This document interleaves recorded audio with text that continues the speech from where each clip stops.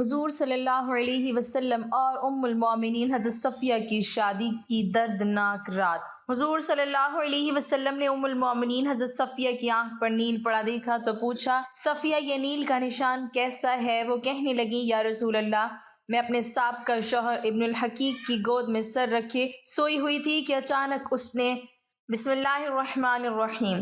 حضرت صفیہ رضی اللہ تعالی عنہ کی شادی پہلے سلام بن مشکم کرزہ سے ہوئی تھی۔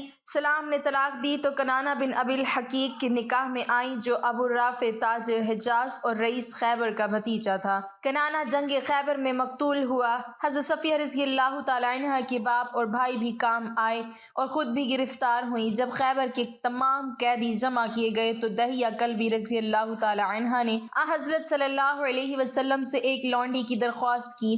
حضرت صلی اللہ علیہ وسلم نے انتخاب کرنے کی اجازت دی۔ انہوں نے حضرت صفیہ رضی اللہ تعالی عنہ کو منتخب کیا، لیکن ایک صحابی نے آپ کی خدمت میں آ کر عرض کی کہ آپ نے رئیسہ بنو نذیر اور بنو قریظہ کو دہیہ کو دے دیا تو وہ صرف آپ کے لیے سزاوار ہے۔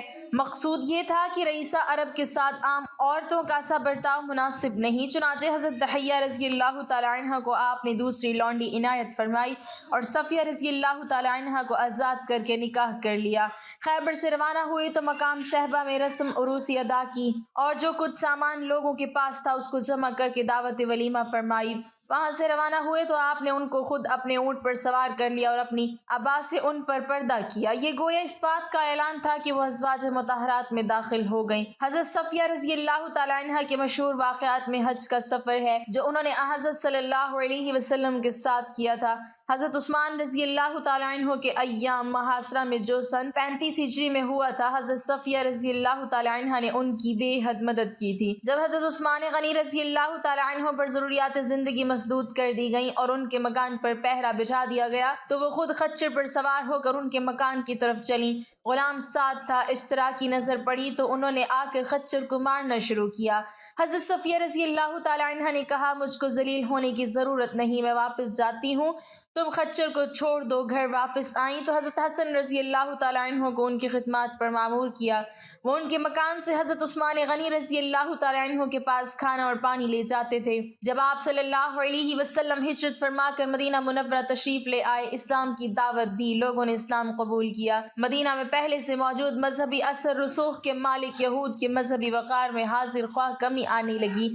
بت پرست مشرکوں میں تسلسل کے ساتھ پھیلتی ہوئی یہودیت سکڑ گئی۔ دوسری طرف مکہ کے قریبی بدر میں ہلاک ہونے والے اپنے سرداروں کا انتقام لینے اور اسلام کو ختم کرنے کے لیے مدینہ کے یہودیوں کو اپنے ساتھ ملا رہے تھے۔ گویا مشرکین مکہ اور یہود مدینہ دونوں اسلام کو مٹانے کے لیے اکٹھے ہو گئے۔ سیدہ صفیہ رضی اللہ تعالی عنہ کے قبیلہ بنو نذیر نے ایک بار سازش کر کے آپ صلی اللہ علیہ وسلم کو پتھر گرا کر قتل کرنا چاہا، لیکن آپ صلی اللہ علیہ وسلم کو اللہ تعالیٰ نے اس سازش کی اطلاع کر دی۔ آپ صلی اللہ علیہ وسلم دوسرے راستے سے بحفاظت نکلنے میں کامیاب ہو گئے۔ دوسری بار قریش مکہ کے کہنے پر بنو نذیر نے آپ صلی اللہ علیہ وسلم کو قتل کرنا چاہا اور چال یہ چلی کہ آپ صلی اللہ علیہ وسلم کو پیغام بھیجا کہ آپ 3 آدمی لے کر ہمارے پاس تشریف لائیں، ہم بھی 3 علماء کو ساتھ لے کر آتے ہیں، آپ اسلام سمجھائیں، اگر ہمارے علماء نے آپ کی دعوت کو تسلیم کر لیا تو ہم بھی ایمان لے آئیں گے۔ آپ صلی اللہ علیہ وسلم نے اسے منظور فرمایا۔ راستے میں آپ صلی اللہ علیہ وسلم کو معلوم ہوا کہ یہ لوگ تلواریں باندھ کر آپ کو قتل کرنے کے در پہ ہیں۔ تب آپ صلی اللہ علیہ وسلم نے ان کا محاصرہ کیا۔ کئی دن تک یہ محاصرہ جاری رہا۔ لشکر اسلام نے ان کی معاشی قوت کے استحصال کے لیے ان کے باغات جلا دیے۔ جب یہ ہر طرف سے بے بس ہو گئے تو انہوں نے صلح کی درخواست کی۔ بالآخر بنو نذیر کو مدینہ سے جلا وطنی اختیار کرنے پر مجبور کیا گیا۔ وہ اس شرط کے ساتھ راضی ہوئے کہ جس قدر مال و اسباب اونٹوں پر لے جا سکیں لے جانے دیں تو ہم مدینہ سے نکل جائیں گے۔ چنانچہ جلا وطنی پر مجبور ہونے والوں میں سیدہ صفیہ رضی اللہ تعالی عنہ کے والد حی بن اخطب اور سلام بن ابی الحقیق، کنایہ بن ربیع کے علاوہ چند دیگر لوگ بھی بنو نذیر سے خیبر کی طرف چلے گئے۔ وہاں لوگوں نے ان کا اس قدر احترام کیا کہ خیبر کا سردار تسلیم کر لیا۔ خیبر پہنچ کر آپ رضی اللہ تعالی عنہ کے والد نے آپ کا نکاح کنانہ بن بن ابی الحقیق سے کر دیا۔ کنانہ خیبر کے سردار ابو رافع کا بھتیجا تھا اور خود بھی خیبر کے قلعہ القموس کا حاکم تھا۔ آپ رضی اللہ تعالیٰ عنہ کے والد حی بن اخطب جب خیبر آئے تو یہاں اسلام کے خلاف فیصلہ کن مارکا لڑنے کی تیاریاں شروع کی۔ آس پاس کے قبائل کو اس کے لیے تیار کیا، یہاں تک کہ ایک بڑا لشکر جنگ کے لیے تیار کر لیا۔ یہود نے قبیلہ غطفان کو بھی لالچ دے کر اپنے ساتھ ملا لیا۔ عینہ بن حسن فزاری نے چند افراد کے ساتھ مل کر یہ شرارت کی کہ مقام ذی قرد چراگاہ کا نام ہے جہاں آپ صلی اللہ علیہ وسلم کی اونٹنیاں چر رہی تھیں، ان پر حملہ کر دیا۔ اونٹنیوں کی حفاظت پر مامور حضرت ابو ذر کے بیٹے کو قتل کر دیا، ان کی بیوی کو گرفتار کر لیا اور 20 اونٹنیاں ساتھ بگا لے گئے۔ حضرت سلمہ بن عقور رضی اللہ تعالیٰ عنہ کو اس حملے کا علم ہوا تو انہوں نے تیز رفتاری سے پیدل دوڑ کر حملہ آوروں کو جا لیا۔ ابھی وہ ایک جگہ پر اونٹنیوں کو پانی پلا رہے تھے، حضرت سلمہ رضی اللہ تعالیٰ عنہ نے ان پر اتنی پھرتی سے تیر برسائے کہ تمام حملہ آور زخمی ہو کر فرار ہو گئے۔ حضرت سلمہ رضی اللہ تعالیٰ عنہ تمام اونٹنیاں واپس چھڑا لائی۔ اس کے 3 دن بعد غزوہ خیبر ہوا۔ مدینہ کے شمال مغرب میں خیبر نامی ایک شہر آباد تھا، یہ نہایت زرخیز مقام تھا۔ یہاں پر یہودیوں نے چند قلعے بنا رکھے تھے۔ یہود دیگر قبائل کو اپنے ساتھ ملا کر مدینہ پر قبضہ کرنا چاہتے تھے۔ انہوں نے اس مقصد کے لیے ایک عرصے سے جنگی اسلحہ جمع کر رکھا تھا۔ قبیلہ بنو غطفان اور قبیلہ بنو اسد کو نصف کھجوروں کے باغات کا لالچ دے کر اپنے ساتھ ملا چکے تھے۔ آپ صلی اللہ علیہ وسلم کو ان کی تیاریوں اور اسلحہ جمع کرنے کا علم ہوا تو آپ صلی اللہ علیہ وسلم نے حضرت صبا بن عرفتہ غفاری رضی اللہ تعالیٰ عنہ کو حاکم مدینہ مقرر فرمایا اور خود 1400 افراد پر مشتمل صحابہ اکرام کے قافلے کے ہمراہ خیبر کی طرف روانہ ہو گئے۔ ادھر رئیس المنافقین عبداللہ بن ابی نے کسی طریقے سے یہودیوں کو خفیہ طور پر مسلمانوں کی روانگی کی اطلاع دے دی۔ پہلے تو یہود نے کھلے میدان میں لڑنے کا فیصلہ کیا اور ایک میدان میں نکل آئے۔ ان کا خیال یہ تھا کہ مسلمانوں کو خیبر پہنچنے میں کچھ دن لگ جائیں گے۔ چند دن بعد آپ صلی اللہ علیہ وسلم نے مقام رضی میں فوجیں اتاری، خیمے، مستورات اور بار برداری کا سامان یہاں اتار دیا گیا، جبکہ اصل لشکر نے خیبر کا رخ کیا اور مقام صحبہ پر پہنچ کر نماز عصر ادا کی گئی اور اس کے بعد آپ صلی اللہ علیہ وسلم نے باقی صحابہ اکرام رضی اللہ عنہم کے ساتھ ستو نوش کیے۔ رات ہوتے ہوتے لشکر خیبر کے قریب پہنچ گیا تھا اور عمارتیں نظر آنے لگیں۔ آپ صلی اللہ علیہ وسلم نے رکنے کا حکم دیا اور یہاں رک کر دعا فرمائی۔ دوسرے دن خیبر پہنچے یہود ایسی بزدل قوم تھی، جب انہوں نے اہل اسلام کی جنگی تیاریاں دیکھی تو کھلے میدان کے بجائے قلعہ بند ہو کر لڑنے لگے۔ خیبر کی آبادی 2 حصوں میں بٹی ہوئی تھی، ایک حصے میں 5 قلعے تھے، ان میں سے مشہور 3 قلعوں پر مشتمل علاقہ نطات کہلاتا تھا اور بقیہ 2 قلعوں پر مشتمل علاقہ شک کے نام سے مشہور تھا۔ خیبر کی آبادی کا دوسرا حصہ کتیبہ کہلاتا تھا، اس میں صرف 3 قلعے تھے۔ قلعہ قموس یہ بنو نذیر کے خاندان ابو الحقیق کا قلعہ تھا۔ یہودیوں نے اپنی خواتین اور بچے قلعہ قموس اور نطات میں جبکہ دیگر سامان و اسلحہ وغیرہ قلعہ نام میں محفوظ کر لیا اور ہر قلعے پر تیر انداز تعینات کر دیے۔ مسلمانوں نے 5 قلعوں کو ایک ایک کر کے فتح کیا، جس میں 50 مجاہدین زخمی اور 1 شہید ہوئے۔ قلعہ قموس سب سے بنیادی اور بڑا قلعہ تھا جو ایک پہاڑی پر بنا ہوا تھا۔ آپ صلی اللہ علیہ وسلم نے اس قلعے کو فتح کرنے کے لیے چند صحابہ اکرام کو بھیجا لیکن یہ فتح نہ ہوا۔ اس کے بعد آپ صلی اللہ علیہ وسلم نے ارشاد فرمایا، کل میں اسے علم دوں گا جو اللہ اور اس کے رسول سے محبت کرتا ہے اور اللہ اور اس کا رسول بھی اس سے محبت کرتے ہیں۔ وہ شکست کھانے والا اور بھاگنے والا نہیں ہے، خدا اس کے ہاتھوں سے فتح عطا کرے گا۔ یہ سن کر صحابہ اکرام رضی اللہ عنہم خواہش کرنے لگے کہ کاش یہ سعادت انہیں نصیب ہو۔ دوسرے دن آپ صلی اللہ علیہ وسلم نے حضرت علی رضی اللہ تعالیٰ عنہ کو طلب کیا۔ آپ صلی اللہ علیہ وسلم کو بتلایا گیا کہ انہیں آنکھ کی تکلیف ہے۔ اس کے باوجود حضرت علی رضی اللہ تعالیٰ عنہ تشریف لائے تو آپ صلی اللہ علیہ وسلم نے اپنا لعاب مبارک ان کی آنکھ پر لگایا۔ آپ رضی اللہ تعالیٰ عنہ کی آنکھ کی تکلیف بالکل ختم ہو گئی۔ دوسرے دن حضرت علی رضی اللہ تعالیٰ عنہ میدان میں اترے تو یہودیوں کے مشہور پہلوان مرہب کا بھائی حارث مسلمانوں پر حملہ آور ہوا، مگر حضرت علی رضی اللہ تعالیٰ عنہ نے اسے ایک ہی وار میں قتل کر دیا اور اس کے ساتھی بھاگ گئے۔ اس کے بعد مرہب رجس جنگی اشعار پڑھتا ہوا میدان میں اترا، اس نے زرہ اور خود پہنا ہوا تھا۔ آپ رضی اللہ تعالیٰ عنہ نے بھی جواب میں رجس پڑھا اور مرہب کے سر پر اتنی زور سے تلوار کا وار کیا جس سے خود 2 ٹکڑے ہو گئی اور مرہب 2 دھڑوں میں کٹ گیا۔ زرہ لوہے کا بنا ہوا جنگی لباس جس کے ذریعے تیر و تلوار وغیرہ کے حملوں سے جسم کو بچایا جاتا ہے۔ خود خے کو زبر کے ساتھ پڑھنا ہے لوہے کی بنی ہوئی جنگی ٹوپی۔ اس کی ہلاکت کے بعد باقی یہودی خوفزدہ ہو کر قلعے میں جا گھسے۔ حضرت علی رضی اللہ تعالیٰ عنہ نے قلعہ کا دروازے کو دونوں ہاتھوں سے پورا زور سے اکھاڑ لیا۔ اس کے بعد آپ نے اس دروازے کو قلعہ قموس اس کے آگے والے گڑھے پر رکھا تاکہ اسلامی فوج گھوڑوں سمیت قلعہ میں داخل ہو سکے۔ اسلامی فوج داخل ہوئی، یہودی سہم گئے، انہوں نے اپنے ہتھیار ڈال دیے اور قلعہ قموس بھی فتح ہو گیا۔ اس پورے غزوے میں 93 یہودی ہلاک ہوئے جبکہ 15 مسلمان شہادت کے اعلیٰ مقام پر فائز ہوئے۔ حضرت صفیہ رضی اللہ تعالی عنہ کا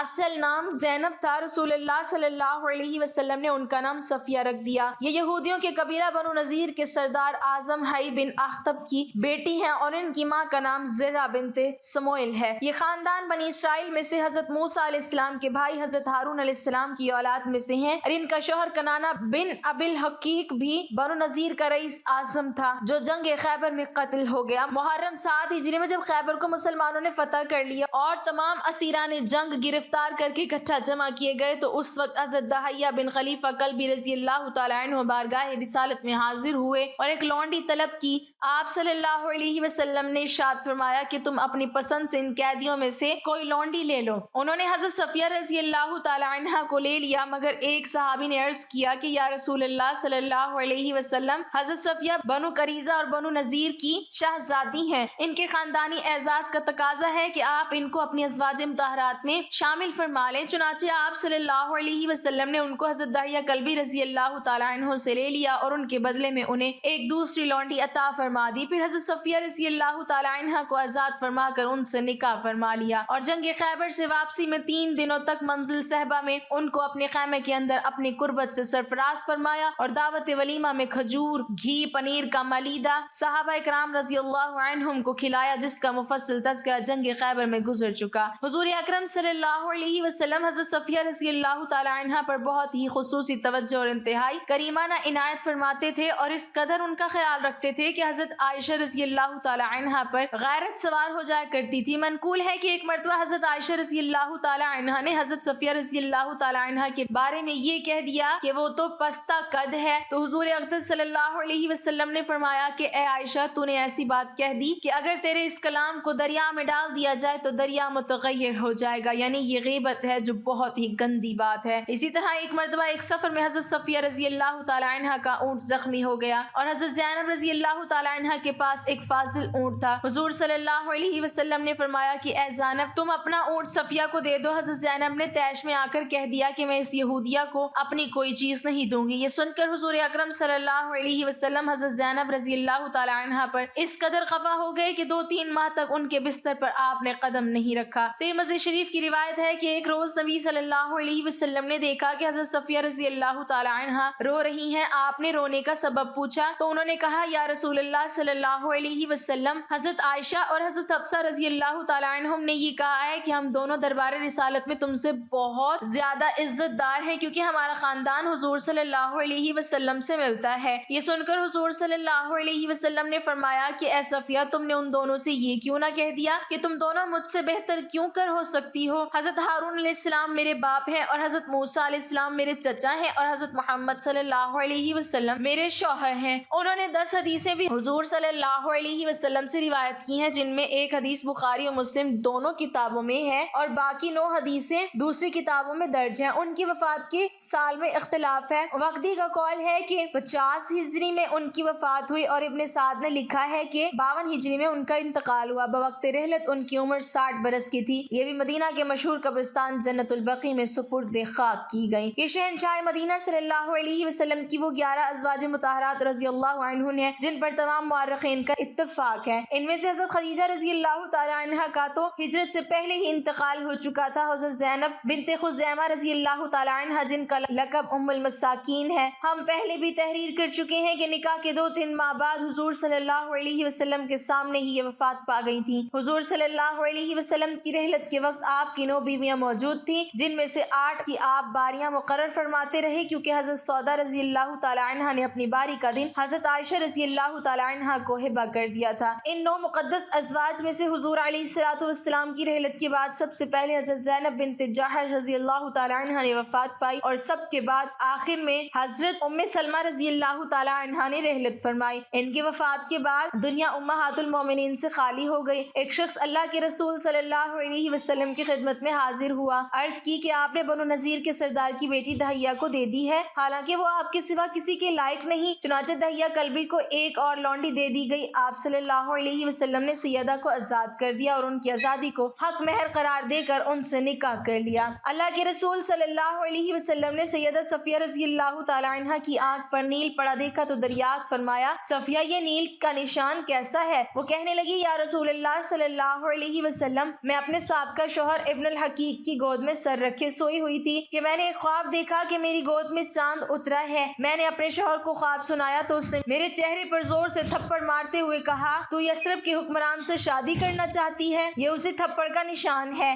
آپ صلی اللہ علیہ وسلم نے یہودی سردار کی بد اخلاقی ملاحظہ کر لی کہ خواب کی وجہ سے تھپڑ مار دیا، مگر اللہ تعالیٰ نے سیدہ صفیہ رضی اللہ تعالی عنہ کا خواب سچ کر دیا اور ان کا نکاح اللہ کے رسول صلی اللہ علیہ وسلم سے ہو گیا۔ انہیں جہنم سے چھٹکارا مل گیا اور مومنوں کی ماں بننے کا اعزاز حاصل ہوا۔ نیز جنت میں بھی خاتم الانبیاء اور مرسلین کی زوجہ محترمہ ہونے کا شرف مل گیا۔ آپ صلی اللہ علیہ وسلم خیبر سے مدینہ طیبہ واپس آتے ہوئے سیدہ صفیہ رضی اللہ تعالی عنہ کے اونٹ پر ہی سوار تھے۔ آپ نے ان کی اس طرح عزت افزائی کی کہ جب سیدہ اونٹ پر سواری کا ارادہ کرتی تو آپ صلی اللہ علیہ وسلم اونٹ کے پاس جاتے اپنا گھٹنا آگے کر دیتے تاکہ صفیہ رضی اللہ تعالی عنہ اپنا قدم سید الانبیاء کے مبارک زانوں پر رکھ کر سوار ہوں۔ ادھر صفیہ رضی اللہ تعالی عنہ کا حسن ادب دیکھیے کہ وہ اللہ کے رسول صلی اللہ علیہ وسلم کا اس قدر احترام کرتی تھی کہ اپنا پاؤں کبھی بھی اس مبارک گھٹنے پر نہ رکھتی بلکہ اپنا گھٹنا اس پر رکھ کر سوار ہو جاتی۔ سیدہ صفیہ رضی اللہ تعالی عنہ کے رسول اللہ صلی اللہ علیہ وسلم کے اخلاق کے بارے میں کیا گواہی دیتی ہیں؟ سیدہ فرماتی ہیں، میں نے رسول اللہ صلی اللہ علیہ وسلم سے بہتر اخلاق والا انسان نہیں دیکھا۔ میں خیبر میں رات کو ان کی اونٹنے پر سوار تھی، مجھے اونگ آتی تو میرا سر کجاوے سے لگتا تھا۔ آپ صلی اللہ علیہ وسلم مجھے ہاتھ سے جگاتے ہوئے فرماتے، اری ذرا سنبھل کر اے ہائی کی بیٹی صفیہ، ذرا دھیان سے۔ ایک مرتبہ سیدہ عائشہ رضی اللہ تعالی عنہا نے یہ بات کہہ دی کہ ہم رسول اللہ صلی اللہ علیہ وسلم کے ہاں صفیہ رضی اللہ تعالی عنہا سے زیادہ قدر و منزلت والی ہیں کہ ہم اللہ کے رسول کی زوجات بھی ہیں اور آپ کے چچا زاد بھی۔ سیدہ صفیہ رضی اللہ تعالی عنہا نے یہ بات اللہ کے رسول صلی اللہ علیہ وسلم کی خدمت میں عرض کر دی تو اللہ کے رسول صلی اللہ علیہ وسلم نے فرمایا، اس طرح ان کی تعریف کل بھی فرمائی کہ صفیہ، تم نے ان سے اس طرح کیوں نہ کہا، تم مجھ سے کیسے بہتر ہو سکتی ہو جبکہ میرے شوہر محمد، میرے باپ ہارون علیہ السلام اور میرے چچا موسیٰ علیہ السلام ہیں۔ اللہ تعالیٰ ہمیں دین کی مکمل سمجھ نصیب فرمائے اور ہمیں نیکوکاروں میں شامل کرے، آمین۔ ناظرین، کمنٹ باکس میں اللہ تعالیٰ کے 99 ناموں میں سے ایک نام ضرور ٹائپ کریں۔